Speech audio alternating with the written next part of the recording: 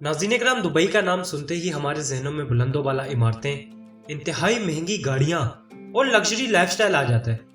Dubai का शुमार दुनिया के सबसे वेल डेवलप्ड शहरों में किया जाता है।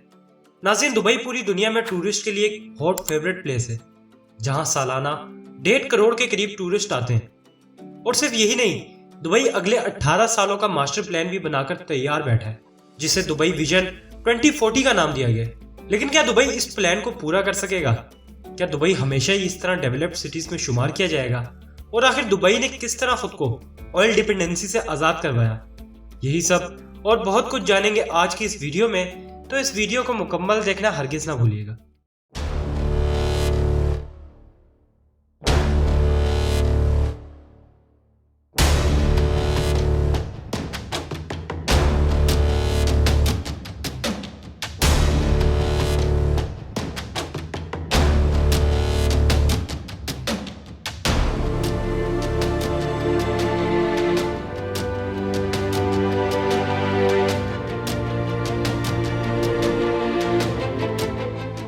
नाज़रीन कराम, जेड टीवी की वीडियो में दिल की अता गहराइयों से खुशामदीद। नाज़रीन कराम, दुबई मिडिल ईस्ट में वाक़ मुल्क मुत्तहिदा अरब इमारात या यूएई का एक छोटा सा शहर है।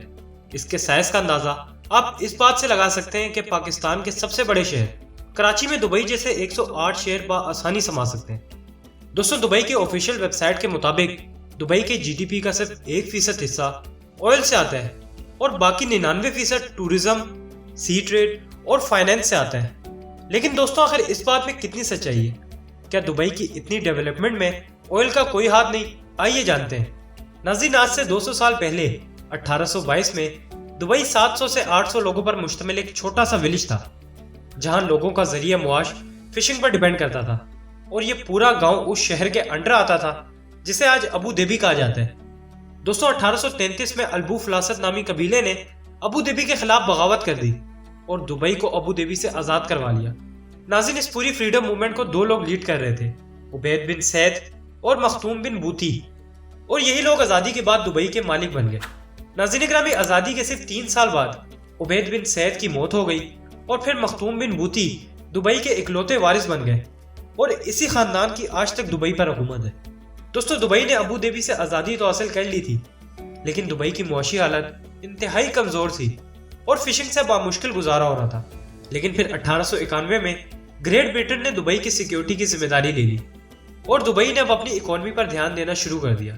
नाज़रीन कराम, 1901 में दुबई ने मिडिल ईस्ट का पहला फ्री सी पोर्ट बनाया, जहां से गुजरने वाले जहाजों से किसी किस्म का कोई टैक्स नहीं लिया जाता था।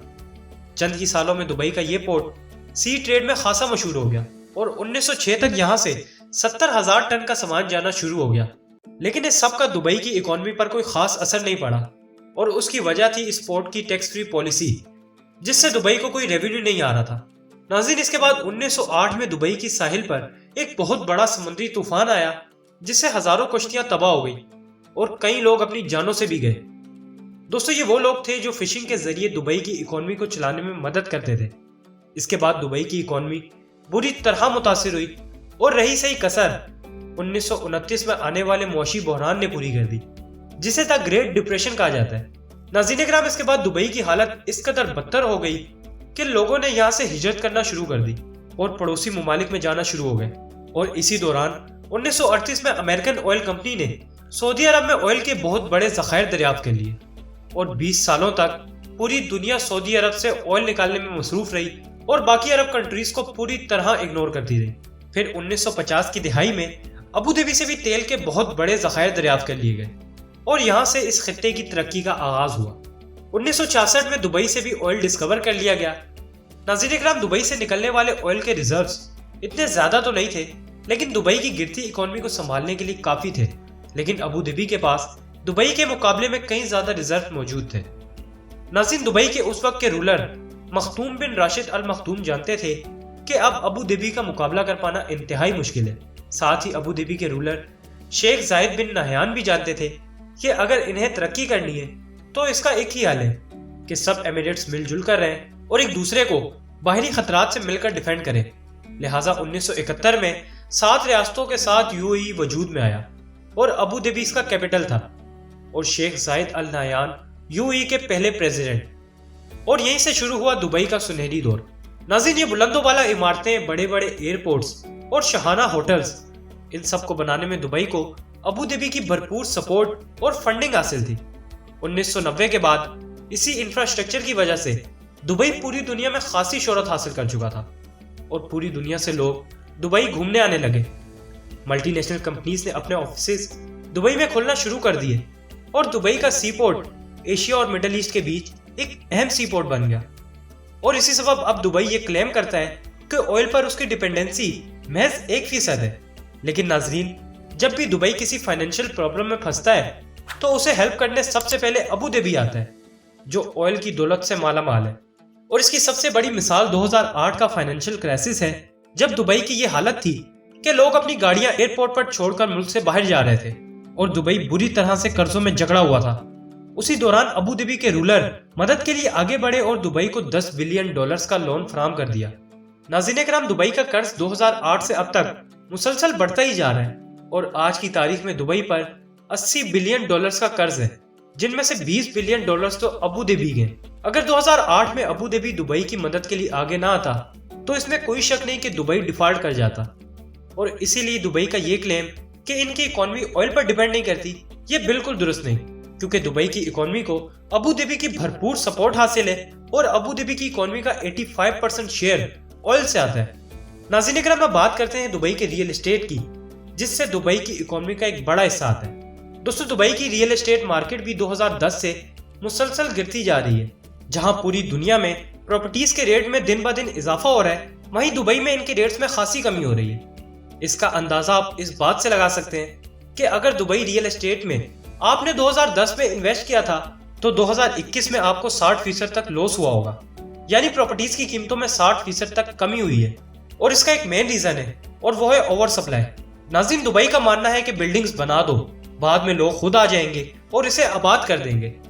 लेकिन यही दुबई की सबसे बड़ी गलती रही है और आज की तारीख में आपको दुबई में कई खाली ऑफिसेज और अपार्टमेंट्स मिल जाएंगे और यही एक मेन वजह है प्रॉपर्टीज के रेट में इतनी कमी की।